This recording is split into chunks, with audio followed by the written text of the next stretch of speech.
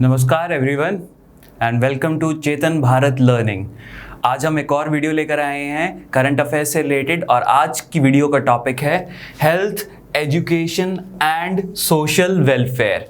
ठीक है दोस्तों, तो शुरुआत करते हैं। लेकिन शुरू करने से पहले मैं आपको एक चीज़ बता दूं कि बच्चों को बहुत ज़्यादा कन्फ्यूजन हो रही थी लास्ट वाली वीडियो में। उसमें ये था कि कुछ लोग पूछ रहे थे कि आपने ब्लैक लिस्टेड क्यों लिखा है। अभी पाकिस्तान जो है वो ब्लैक लिस्टेड हुआ है। देखिए, पाकिस्तान को FATF ने ग्रे लिस्ट किया है, लेकिन FATF के एशिया पैसिफिक ग्रुप ने उसको ब्लैक लिस्ट किया है। ठीक है, तो FATF का अगर हम देखेंगे तो आप याद रखेंगे FATF को ने ग्रे लिस्ट किया है पाकिस्तान को, एंड FATF के एशिया पैसिफिक ग्रुप ने उसने ब्लैक लिस्ट किया है पाकिस्तान को। आई होप ये कंफ्यूजन क्लियर होगी। अच्छा, दूसरी कंफ्यूजन ये थी कि लोग बोल रहे थे कि बेस्ट स्टेशन, जो पुलिस स्टेशन की हमने बात करी थी, एबरदीन मैंने बताया था, तो लोग बोल रहे थे कि नहीं एबरदीन नहीं है, अब तो हिमाचल वाला नदौन है। नहीं, वो आपने गलत रीड किया है इंफॉर्मेशन को। जिस न्यूज़पेपर्स में आपने रीड किया उसमें यह लिखा था कि जो Nadaun in Himachal Pradesh has been one of the best police stations. One of the best है, लेकिन बेस्ट नहीं है। बेस्ट जो है वो नदौन हिमाचल का बेस्ट है, लेकिन ऑल ओवर इंडिया की जब हम बात करते हैं, होम मिनिस्ट्री ने जो रिपोर्ट निकाली थी उसमें जो रैंकिंग निकाली है, तो फर्स्ट पे एबरदीन पुलिस स्टेशन ही है, अंडमान एंड निकोबार वाला। तो आई होप ये बात आपको क्लियर हो गई है। ठीक है, तो आगे बढ़ते हैं। पहली न्यूज हमारी रिलेटेड है वर्ल्ड हेल्थ ऑर्गेनाइजेशन से। इनसे मिलिए, ये है डॉक्टर हर्षवर्धन एंड ये हमारे यूनियन हेल्थ मिनिस्टर भी हैं। अब इनको एक और जगह पर अपॉइंट किया गया है और he has been appointed as the chairman of the World Health Organization's executive board. WHO का एग्जीक्यूटिव बोर्ड है, उसके ये चेयरमैन है, WHO के चेयरमैन नहीं है ये याद रखना। ठीक है, कंफ्यूज मत होना, जैसे नदौन वाले में आप कंफ्यूज हो गए थे ना। तो वर्ल्ड हेल्थ ऑर्गेनाइजेशन है क्या? वर्ल्ड हेल्थ ऑर्गेनाइजेशन UNO की स्पेशलाइज्ड एजेंसी है for health and it was founded in 1948। बहुत ज्यादा न्यूज में रही है एंड हेल्थ इश्यूज तो आपको पता है कोरोना करके बहुत ज्यादा न्यूज में रहे हैं, तो ये ऑर्गेनाइजेशन के बारे में पूछ सकते हैं, हम इसको डिटेल में स्टडी करेंगे। एंड अब ये आपको याद रखने का तरीका ये है कि जब हम आजाद हुए उससे 1 साल बाद वर्ल्ड हेल्थ ऑर्गेनाइजेशन बनी। Its headquarters are in Geneva Switzerland. Very very important question, इसके हेडक्वार्टर्स कहां पर हैं? तो जिनेवा स्विट्जरलैंड में है। 194 मेंबर स्टेट्स हैं इसके। ठीक है, एंड जब ये लिखा हुआ है मेंबर स्टेट्स, तो इसका मतलब क्या हुआ? मतलब कंट्रीज। ये एस कैपिटल वाला है ना, तो इसका मतलब कंट्रीज, और कंट्रीज हैं तो ये कौन सी ऑर्गेनाइजेशन हुई? ये इंटर गवर्नमेंटल ऑर्गेनाइजेशन हुई। ठीक है, एंड एक और छोटा सा फैक्ट है कि 150 कंट्री ऑफिसेज हैं इसके और 6 रीजनल ऑफिसेज हैं। तो 6 रीजनल ऑफिसेज आप चाहें तो याद रख सकते हैं, अदरवाइज 150 कंट्रीज वाला वो जो है वो मेरे हिसाब से नहीं पूछेंगे। ठीक है, फिर हम बात करते हैं कि WHO जो है उसका काम क्या है। उसका काम है it works in collaboration with its member states usually through the ministries of health, and ये लीडरशिप प्रोवाइड करना इसका काम है ऑन ग्लोबल हेल्थ मैटर्स। तो ग्लोबल हेल्थ मैटर्स पर लीडरशिप प्रोवाइड करने का काम कर रहा है world health organization, and it helps in shaping the health research agenda. भाई किस चीज पर रिसर्च होनी चाहिए और वो रिसर्च किस दिशा में होनी चाहिए, कितनी फास्ट होनी चाहिए, ये सब जो है वो WHO हेल्प करता है उसको एजेंडा को शेप करने में। And it sets norms and standards and articulates evidence based policy options. और साथ ही साथ में ये क्या करेगा, ये टेक्निकल सपोर्ट भी प्रोवाइड करता है कंट्रीज को इन असेसिंग देयर हेल्थ ट्रेंड्स। आगे चलते हैं, इसके ऑब्जेक्टिव क्या है, एम्स एंड ऑब्जेक्टिव्स क्या है? To act as the directing and coordinating authority on international health work। ठीक है, हमने देखा वो पॉलिसी को शेप करने में भी और हेल्थ रिसर्च एजेंडास को शेप करने में भी हेल्प करता है, तो वो यही बात है। ठीक है, एंड इसका दूसरा ऑब्जेक्टिव क्या है? दूसरा ऑब्जेक्टिव है to establish and maintain effective collaboration with the United Nations. Specialized agencies, governmental health administration जो इसके जिन जिन कंट्री से कोलैबोरेट कर रहा है, तो हमने देखा था ना पिछली स्लाइड में, थ्रू वेरियस हेल्थ मिनिस्ट्रीज, ठीक है, तो उनके जो गवर्नमेंटल हेल्थ एडमिनिस्ट्रेशन है उनमें भी हेल्प कर रहा है इसका मतलब, ठीक है। ऑल्सो प्रोफेशनल ग्रुप्स को भी हेल्प करता है, हालांकि ये इंटर गवर्नमेंटल ऑर्गेनाइजेशन है, but it also helps professional groups also, मतलब जो कंट्रीज नहीं होते हैं, मतलब वो अलग भी हो सकते हैं, जरूरी नहीं कि कंट्रीज की ग्रुपिंग हो, and such other organizations as may be deemed appropriate। तीसरा इसका ऑब्जेक्टिव है to provide assistance to the governments upon request. जो गवर्नमेंट्स रिक्वेस्ट करती हैं, अभी हमें टेक्निकल सपोर्ट दे दो या पॉलिसी रिसर्च में हमें सपोर्ट दे दो, तो उनकी भी हेल्प करते हैं। And in strengthening the health services. फिर to promote cooperation among scientific and professional groups which contribute to the advancement of health। तो different जो ये coordination वाली बात है ना, बेसिकली वही है ये कि different scientific and research groups को ये क्या करता है, उनको आपस में coordination maintain करने में इनकी मदद करता है। ये इसका ऑब्जेक्टिव है या इसके फंक्शंस कह लो, क्योंकि ऑब्जेक्टिव्स फुल करने के लिए ही तो ये कार्य करेगा ना, तो वही फंक्शंस हो जाएंगे। स्कूल हेल्थ एम्बेसडर की हम बात करते हैं। इंडिया की सेंट्रल गवर्नमेंट ने एक इनिशिएटिव लॉन्च किया है जिसका नाम है स्कूल हेल्थ एम्बेसडर इनिशिएटिव। इसका एम क्या है? एम है to spread awareness about the preventive health aspects. Preventive health aspects क्या होते हैं? जैसे हम बोलते हैं ना, prevention is better than cure. मतलब आप जैसे फॉर एग्जांपल हम कोरोना की बात कर रहे हैं, ठीक है, तो कोरोना आपको हो और उसके बाद, या कोई भी बीमारी आपको हो उसके बाद आप उसका इलाज करवाएं, उससे बेटर यही है ना कि आप बीमारी को दूर रखें। जैसे an apple a day keeps the doctor away, तो आप बीमारी को और डॉक्टर के पास जाने का आपको जो है मौका ना मिले, तो इसलिए इसको बोलते हैं प्रिवेंटिव हेल्थ मेजर्स, जो आप ले सकते हैं ताकि आप बीमार ना पड़े और आपको डॉक्टर के पास जाना ना पड़े, ठीक है। तो अंडर दिस टू टीचर्स, ये मैंने अंडरलाइन क्यों किया है वर्ड टू टीचर्स, क्योंकि अगर एग्जामिनर को जो है आपको कंफ्यूज करने का मन होगा तो वो क्या करेगा, वो टू टीचर्स की जगह टू स्टूडेंट्स डाल देगा। अब बच्चों के सबकॉन्शियस माइंड में क्या होता है, जब भी हम स्कूल की बात करते हैं तो हम सोचते हैं बच्चे होंगे, ठीक है। बहुत सारे इनिशिएटिव ऐसे भी हैं जिसमें स्कूल के बच्चों को जो है इन्वॉल्व किया जाता है, लेकिन यहां पर टू टीचर्स की बात हो रही है। क्यों हो रही है मैं ये भी बताता हूं, क्योंकि देखो इनको क्या करना है, ये टू टीचर्स हो गए। पहली बात तो एवरी गवर्नमेंट स्कूल में, जितने भी सरकारी स्कूल हैं सब में ये दो टीचर्स अपॉइंट होंगे, who will be identified as health and wellness ambassadors। इनकी तो स्प्रेड करना है ना, ये जो हमने यहां पढ़ा स्प्रेड अवेयरनेस, तो वो टीचर्स ही कर सकेंगे ना। छोटे छोटे बच्चों को उतना नहीं पता होगा, वो तो टीचर्स को ज्यादा पता होगा। इसीलिए जो है ये आप लॉजिकली भी देखें तो ये टू टीचर्स ही बनेगा, टू स्टूडेंट्स नहीं बनेगा, ठीक है। The initiative is the part of Ayushman Bharat. And आप पिक भी देख सकते हैं कि ये ministry of health and family welfare की है। अब हेल्थ मिनिस्ट्री के जो मिनिस्टर हैं हमारे, वो हम डॉक्टर हर्षवर्धन जी, हम उनसे पहले मिल चुके हैं।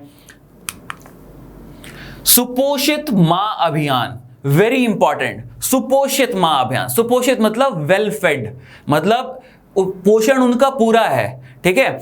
और सुपोषित अभियान को लॉन्च किया है लोकसभा के स्पीकर ओम बिरला जी ने। तो आपका एक और क्वेश्चन तैयार हो गया, लोकसभा के स्पीकर कौन है? ओम बिरला जी। क्योंकि स्टेट वाले एग्जाम्स में या दूसरे और एग्जाम्स में ये पूछ लेते हैं, हालांकि यूपीएससी में नहीं पूछेंगे कि लोकसभा का स्पीकर कौन है, बट पीपीएससी में क्या पता पूछ ले, क्योंकि एक बार उन्होंने जो है मिनिस्टर्स भी पूछ लिए थे पंजाब के, ठीक है। तो ओम बिरला जी ने लॉन्च किया नेशनल कैंपेन जिसका नाम है सुपोषित मां अभियान या वेल फेड मदर कैंपेन। और ये कहां लॉन्च किया गया? Another important question, from Kota Rajasthan.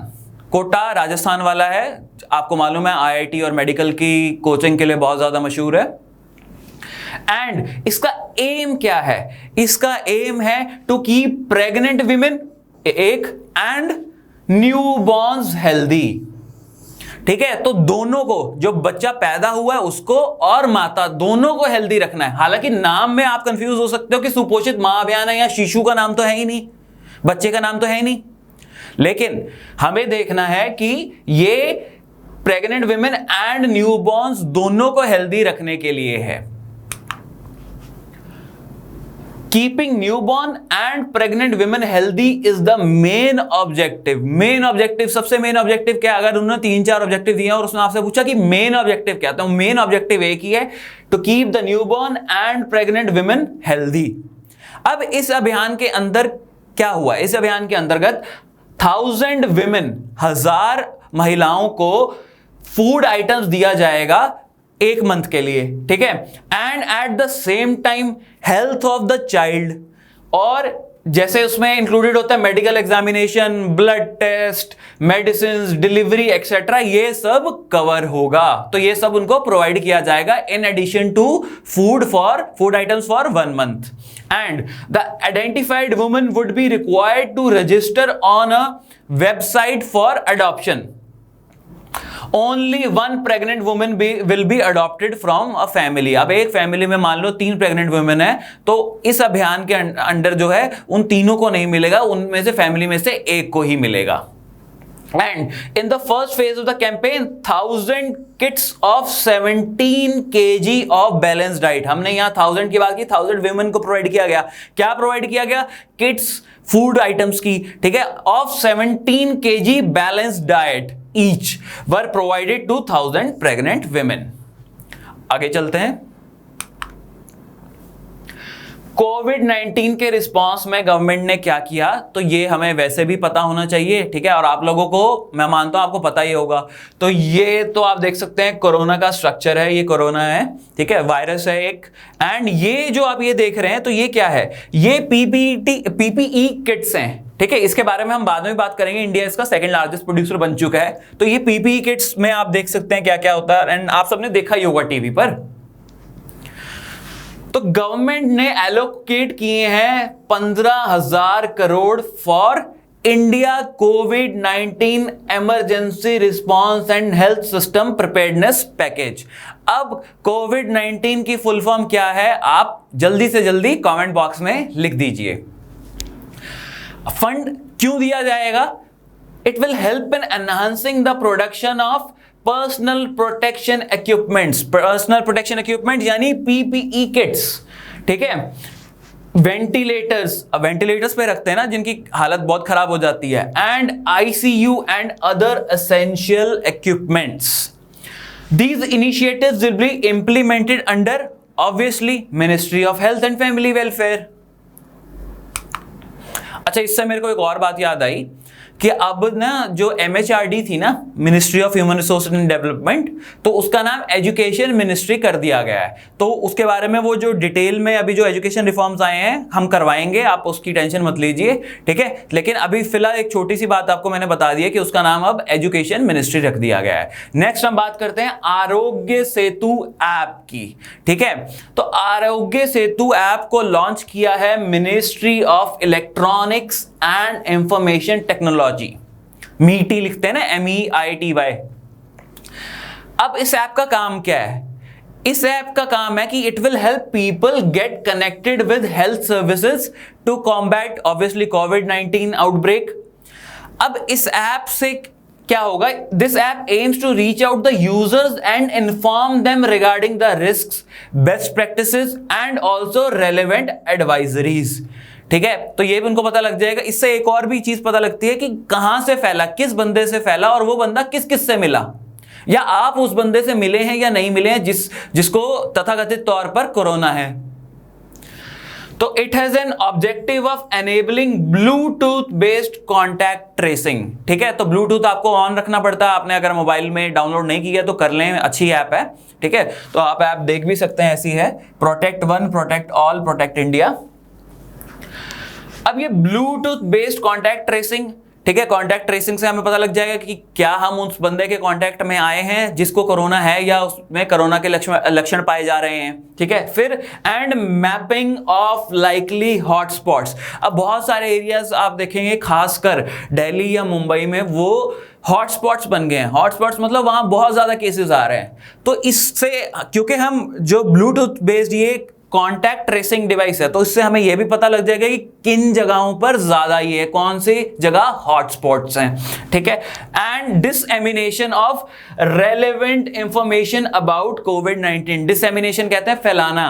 अब कोविड-19 के रिस्पॉन्स में क्या क्या कर सकते हैं या हमें क्या क्या करना चाहिए, क्या क्या प्रिकॉशंस लेनी चाहिए, क्या चीजें नहीं करनी चाहिए, ये सब भी ये इशू करता है। इस ऐप से आपको पता चलेगा। And although the app has been, अब इस पे कंसर्न क्या है? कंसर्न ये था, न्यूज़पेपर में भी आपने देखे होंगे, इस पे आर्टिकल्स आ रखे थे कि रिसोर्सफुल तो यूजर्स को लग रही है, लेकिन प्राइवेसी कंसर्न्स हैं, प्राइवेसी बोलते हैं या प्राइवेसी बोलते हैं, जैसा भी आप बोलना चाहो, ठीक है। तो प्राइवेसी कंसर्न्स है क्योंकि उससे सब कुछ पता लग जाएगा, ब्लूटूथ ऑन है और सारा कुछ पता लग रहा है, आप किससे मिल रहे हो, कहां जा रहे हो, ये सब। तो उन कंसर्न्स को एड्रेस करने के लिए government has decided to launch the code set of the app GitHub to make it more transparent, ठीक है। अब ये कैसे होगा, क्यों होगा, तो ये जो कोडर्स हैं वो जाने या सरकार जाने, हमारे लिए वो एग्जाम पर्सपेक्टिव से इंपॉर्टेंट नहीं है, तो हम नहीं करेंगे। ये ऐप आप देख सकते हैं, आरोग्य सेतु ऐप, ठीक है। तो ये गूगल प्ले से या एप्पल से, एप्पल स्टोर से आप डाउनलोड कर सकते हैं। नेक्स्ट टॉपिक है हमारा goal. Goal stands for going online as leaders, going online as leaders. इसको जो है, ये प्रोग्राम को लॉन्च किया है ministry of tribal affairs in partnership with Facebook, ठीक है। फेसबुक तुम सारे ही चलाते होगे, ठीक है। तो फेसबुक से चलो कुछ लोग बोलते हैं टाइम वेस्ट होता है या कुछ होता है, तो चलो उनको ये चीज बता देना कि फेसबुक ने अच्छा काम भी किया है। क्या अच्छा काम किया है? मिनिस्ट्री ऑफ ट्राइबल अफेयर्स के साथ पार्टनरशिप करी है फॉर अ कैंपेन कॉल्ड गोल। ये इस गोल जो प्रोग्राम है, इसका एम क्या है, ऑब्जेक्टिव क्या है? इसका ऑब्जेक्टिव है to provide mentorship to tribal youth through digital mode, ठीक है। तो ट्राइबल यूथ जो है उनको भी मेंटरशिप प्रोवाइड करनी थ्रू डिजिटल मोड, ठीक है। And it intends to upskill, मतलब जो स्किल्स हैं ट्राइबल यूथ के उनको अपग्रेड करना, and to empower 5000 tribal youth in the current phase, मतलब जो अभी इसका करंट फेज चल रहा है यानी फर्स्ट फेज है, to harness the full potential of digital platforms and tools, and also to learn new ways of doing business. वो अपने प्रोडक्ट्स को कैसे और अच्छी तरह से बेच सकते हैं, क्या बिजनेस नए कर सकते हैं, तो ये सब भी जो मेंटरशिप है ये प्रोवाइड की जाएगी through this program called GOAL. And to explore and connect with domestic as well as international markets, तो दोनों मार्केट से कनेक्ट करने के तरीके और फैसिलिटीज जो हैं वो सब प्रोवाइड की जाएंगी इनको। तो आप ये देख सकते हैं, गोल ये है और यहां लिखा है to enroll as digital mentors for 5 tribal girls who will be transformed into agents of change. तो ये विमेन एम्पावरमेंट का भी जो है एक अच्छा टूल है। तो दोस्तों चलते हैं हम अपने नेक्स्ट टॉपिक की तरफ, एंड इसका नाम है प्रधानमंत्री मातृ वंदना योजना। अब जो इंडिया में एक स्टेट है मध्य प्रदेश, मध्य प्रदेश को फर्स्ट पोजीशन हासिल हुई है इन इंप्लीमेंटेशन ऑफ दिस स्कीम। कौन सी स्कीम? प्रधानमंत्री मातृ वंदना योजना। एंड इस स्कीम को इंप्लीमेंट कौन सी मिनिस्ट्री कर रही है? वेरी इंपॉर्टेंट, इस स्कीम को इंप्लीमेंट कर रही है union ministry of women and child development, health ministry नहीं है, ठीक है, याद रखना। इसका एम क्या है, ये किस लिए है स्कीम? तो इसका एम है कि इंसेंटिव 5000 रुपए का प्रोवाइड करेगी for the loss of wages of working women and to ensure their proper rest and nutrition during pregnancy. अब देखिए इसको मैं समझाता हूं। होता क्या है कि जब वुमन प्रेग्नेंट होती है तब उसको एक टाइम ऐसा आता है कि जब वो और कोई काम वगैरह उसको नहीं करना पड़ता, मतलब उसे नहीं करना चाहिए for the healthy development of the child. तो उसमें क्या होता है, उसमें वो वर्क नहीं करती हैं, उससे उनको वेजेस नहीं मिलती हैं, ठीक है। तो उनको तनख्वाह नहीं मिलेगी क्योंकि उतने दिन वो वहां गई नहीं। तो उस तनख्वाह जो नहीं मिली उसकी भरपाई करने के लिए, ताकि वुमन आराम से प्रॉपर न्यूट्रिशन ले सके और प्रॉपर रेस्ट ले सके, ये 5000 रुपए दिए जाएंगे अंडर दिस स्कीम जिसका नाम है प्रधानमंत्री मातृ वंदना योजना। एंड सबसे अच्छी बात वुमेन एम्पावरमेंट के लिए ये इसमें है कि ये जो इंसेंटिव 5000 रुपए का दिया जाएगा, that would be given directly in the beneficiaries bank account, मतलब उसी वुमन के बैंक अकाउंट में डायरेक्टली दिया जाएगा। जियो टैग्ड कम्युनिटी किचन्स की बात करते हैं। कम्युनिटी किचन्स क्या होते हैं? जहां लंगर लगता है ना, तो कम्युनिटी किचन्स वो होते हैं। अब Uttar Pradesh has become the first state to geo tag community kitchens being run in the state. जो उत्तर प्रदेश में कम्युनिटी किचन्स हैं उनको जियो टैग करना जो है वो ऐसा किया गया है, एंड ऐसा करने वाला उत्तर प्रदेश भारत का पहला राज्य बन चुका है। The state government has also tied up with Google। यहां फेसबुक नहीं है, गूगल है। जी से याद रखते हो, geo tag, G for geo tag and G for Google, ठीक है। To geo map the location of all these establishments on the Google Maps app, ठीक है। तो गूगल मैप्स आपने देखा, आप सब यूज करते होंगे, है ना। रास्ते तो आजकल याद रहते ही नहीं है, या नई जगह जाना होता है तो गूगल मैप्स हम यूज करते हैं। तो गूगल मैप्स पे ये सब जियो मैप हो जाएंगे कम्युनिटी किचन्स, ठीक है, for the ease of the beneficiaries. अब इससे ईज क्या होगी? ईज ऐसे होगी कि अब लॉकडाउन का टाइम है, ठीक है। अब लॉकडाउन के टाइम में बहुत सारे लोगों के घर, जैसे मान लिए आटा खत्म हो गया है, या बहुत सारे माइग्रेंट्स हैं वो इधर से उधर जा रहे हैं, खाने को नहीं है, आटा नहीं मिल रहा है, कहीं बाहर दुकानें सब बंद हैं, तो अब वो खाना कहाँ से खाएं?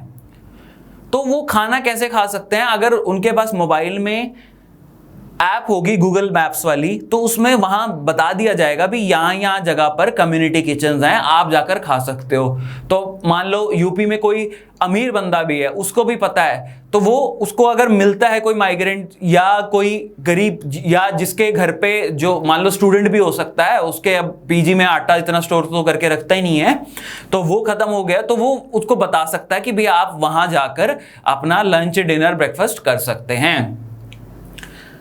The government recognize this issue, government को पता लग गया था भी लॉकडाउन के दौरान ये पंगा पड़ेगा, and directed the department of information technology to find a solution. और उन्होंने ये सॉल्यूशन फाइंड कर दिया इस फॉर्म में, जियो टैगिंग की फॉर्म में। पर्सनल प्रोटेक्टिव इक्विपमेंट हमने पहले बात करी थी। अब इससे इंपॉर्टेंट न्यूज क्या निकल के आती है? पीपी, आप देख सकते हैं पीपी किट ऐसे डाली हुई है, मैंने एक पिछली स्लाइड में भी दिखाई थी, है ना। तो इंडिया पूरे वर्ल्ड का सेकंड लार्जेस्ट मैन्युफैक्चरर बन गया है of PPE body suits in just 2 months, ठीक है। फर्स्ट पे कौन है? फर्स्ट पे फैलाने वाला है ऑब्वियसली चाइना, ठीक है। Global gender gap report 2020।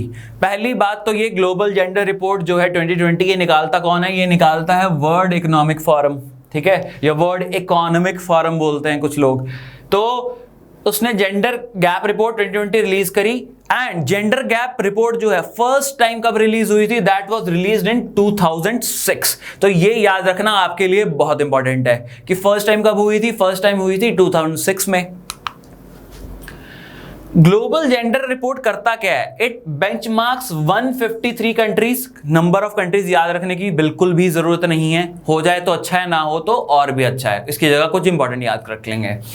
On their progress towards gender parity across 4 thematic dimensions. 4 dimensions, मतलब जो मापदंड है उसका 4 डायमेंशंस पर वो देखते हैं कि कंट्रीज ने उन 4 डायमेंशंस पर कितना प्रोग्रेस किया है, या कंट्रीज ने कितना, मतलब प्रोग्रेस की जगह वो नीचे आ गए हैं, कितना पतन हुआ है, कितना डिक्लाइन हुआ है, ठीक है। तो वो 4 डायमेंशन कौन सी है? पहला है economic participation and opportunity, economic participation and opportunity first. Second है एजुकेशनल अटेनमेंट। थर्ड है हेल्थ एंड सर्वाइवल। चौथा है पॉलिटिकल एम्पावरमेंट। अब आपको ये पता लग गया, अब मैं आपको समझाता हूं कि जेंडर गैप का क्या मीनिंग होता है। जेंडर गैप का मीनिंग ये होता है, आपने देखा होगा बहुत सारी कंट्रीज में ऐसा होता है कि मेल्स जो हैं वो, आप देखिए इकोनॉमिक पार्टिसिपेशन एंड अपॉर्चुनिटी में भी, अब मेल्स की जो है अपॉर्चुनिटीज ज्यादा हैं, विमेन को अपॉर्चुनिटीज कम है।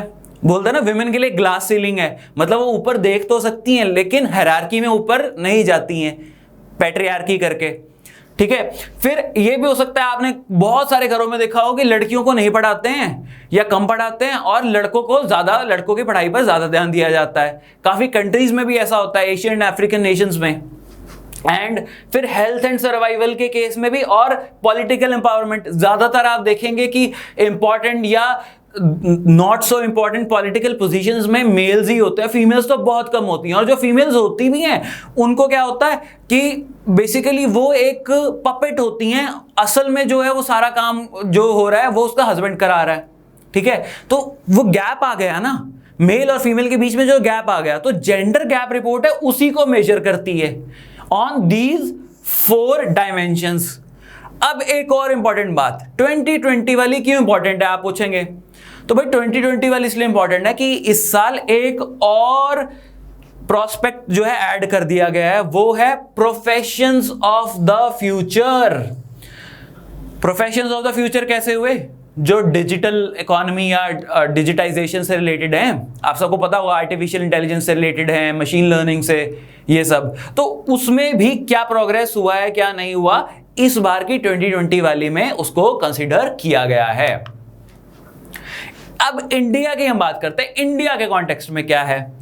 India has unfortunately slipped 4 places. India नीचे आ गया है टू 112th रैंक।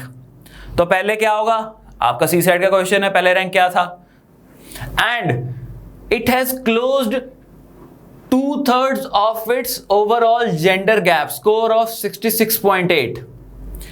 अब ये क्यों हुआ है, ये हुआ इसलिए कि 3 में जो हमने 4 वो डायमेंशंस करी थी ना, 3 में तो इंडिया पीछे रह गया है, मतलब विमेन पीछे रह गई हैं इंडिया के केस में, ठीक है। लेकिन पॉलिटिकल एम्पावरमेंट में थोड़ा सा सुधार हुआ है, तो वो जो विमेन है उनकी पॉलिटिकल एम्पावरमेंट में थोड़ा सा सुधार है, लेकिन इकोनॉमिक में, एजुकेशनल में, और जो तीसरी वाली थी ये हमने करी थी ना यहां पर, health and survival, in cases में जो है क्या है, पतन हुआ है, डिक्लाइन हुआ है।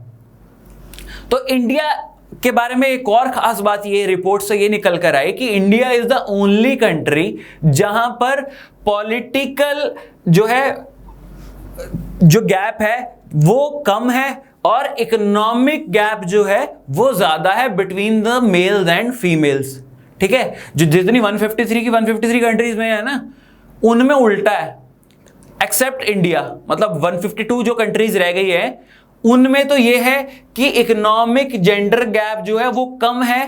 एंड इंडिया के केस में क्या हुआ है कि यहां तो इकोनॉमिक जेंडर गैप बड़ा है देन द पॉलिटिकल, लेकिन दूसरों में क्या है, कम है देन द पॉलिटिकल। मीजल्स की हम बात करते हैं, आप सबको पता होगा, बचपन में हमने जब बायो की बुक पढ़ते थे तो उसमें मीजल्स और ये सब, वूपिंग कफ, ये सब आता था, है ना। तो मीजल के सिम्टम्स क्या होते हैं, high fever, rashes after 3 to 5 days, cough, runny nose, watery eyes, ठीक है। अब हम देखते हैं कि इससे रिलेटेड न्यूज क्या है। World health organization has declared that Sri Lanka has become the 5th country in the WHO Southeast Asia region to eliminate measles disease। अब ये जो साउथ ईस्ट एशिया रीजन की मैं बात कर रहा हूं, ये जो WHO जिसको साउथ ईस्ट एशिया रीजन मानता है, WHO की कैटेगराइजेशन में वहां की बात हो रही है। अब ये मत कहना कि ये तो साउथ एशिया हो गया, ये south east Asia of WHO, तभी हर जगह WHO south east Asia reason लिखा हुआ है। बहुत सारे न्यूज़पेपर्स में भी ये गलत था, लेकिन अगर आप WHO की साइट पर जाएंगे तो WHO की साइट पर आपको मिलेगा ये वर्ड हमेशा एडेड है before south east Asia. Measles elimination और रुबेला, रुबेला भी एक बीमारी होती है, rubella control has been a regional flagship priority. कहां पर, कौन से रीजन में, WHO south east Asia region में। Since the year 2014, 5 कंट्रीज ऐसी हैं who have eliminated measles, और आप देखकर हैरान हो जाएंगे ये छोटी छोटी कंट्रीज हैं और इन्होंने इतना प्रोग्रेस किया है। Bhutan, D P R Korea, D P R Korea मतलब democratic people's republic of Korea, ये नॉर्थ कोरिया है और आपको पता है ये कितनी डेमोक्रेसी है, ठीक है। तो इनका वो टमाटर जैसा तो इनका वो कार्टून सा जो है इनका डिक्टेटर बना हुआ है। एंड फिर मालदीव्स, श्रीलंका एंड तिमोर लेस्ट या ईस्ट टाइमर, कई जगह ईस्ट टाइमर लिखा होता है, मैं लिख देता हूं।